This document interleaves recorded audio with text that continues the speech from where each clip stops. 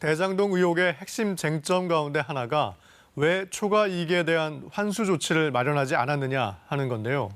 당시 성남도시개발공사 실무진들은 초과 이익 환수 조항을 넣자고 했다는 구체적인 공개 증언이 나왔습니다.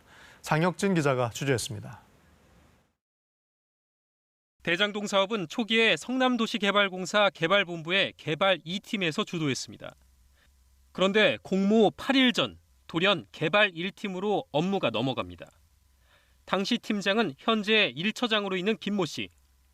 건설사 부장 출신인 김 처장은 유동규 기획본부장이 정자동 아파트 리모델링 조합장이었을 때부터 알고 지냈던 것으로 전해졌습니다.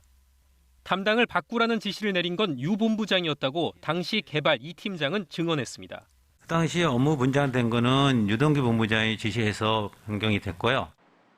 다만 이 팀도 사업성 검토 등 일부 업무는 진행했는데 개발 1팀과 2팀 모두 공모 지침서를 검토한 뒤 초과 이익을 환수하자는 의견을 소속 부서장인 당시 유모개발본부장을 통해 유 기획본부장에 전달했다는 겁니다.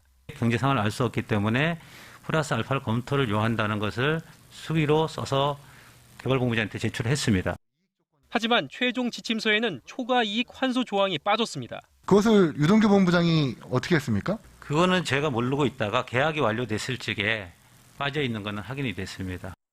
민간 사업자 선정 2달 뒤에도 화천대유의 사업협약서 초안을 검토한 개발 1팀 실무진이 환수 조항을 넣자는 의견서를 썼지만 7시간 만에 이 내용이 삭제됐다는 의혹도 제기된 상황입니다.